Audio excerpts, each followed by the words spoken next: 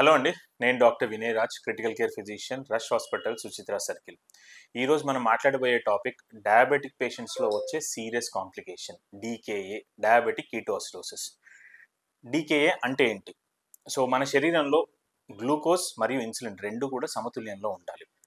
ఇది ఏమైనా ఇంబ్యాలెన్స్ వచ్చినప్పుడు మనకి శరీరంలో ఫ్యాట్ మన బాడీ ఎనర్జీ ఇవ్వడం కోసము అవి కరిగి ఫ్యాటీ యాసిడ్స్ అని కొన్ని సెక్రెట్ అవుతాయి, కీటోన్ బాడీస్ అంటారు.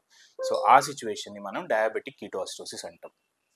సో ఎలాంటి కారణాల్లో వస్తుంటాయి? చాలా కారణాలు ఉంటాయి.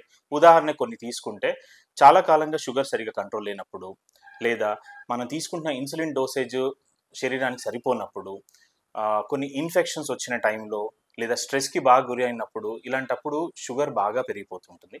ఇన్సులిన్ దానికి తగ్గట్టుగా సరిపోని ప్రొడక్షన్ ఉండదు.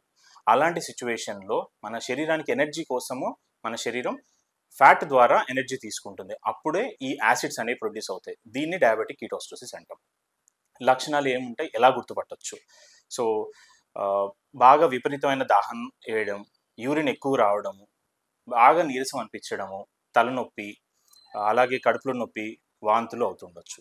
కొన్నిసార్లు సీరియస్ కాంప్లికేషన్స్ కూడా వచ్చే అవకాశాలు ఉంటాయి.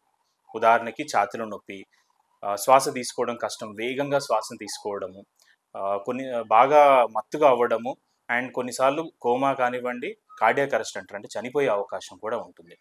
ఇలాంటి పేషెంట్స్ని మనం క్రిటికల్ కేర్ పర్యవేక్షణలో వాళ్ళని అడ్మిట్ చేసుకొని ట్రీట్మెంట్ ఇచ్చి యాసిడ్ లెవెల్ తగ్గేంత వరకు ఐసీయూలో ఉండి ట్రీట్మెంట్ ఇవ్వాల్సి వస్తుంటుంది. వీళ్ళలో కొంతమంది సీరియస్ కాంప్లికేషన్స్ ఉన్న వాళ్ళు వెంటిలేటర్ డయాలసిస్ అవసరం కూడా పడే అవకాశం ఉంది.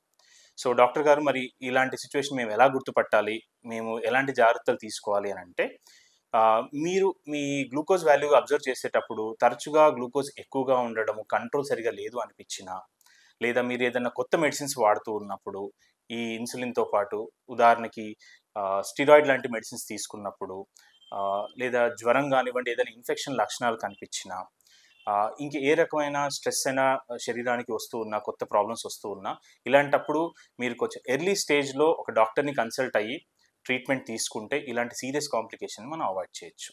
Thank you.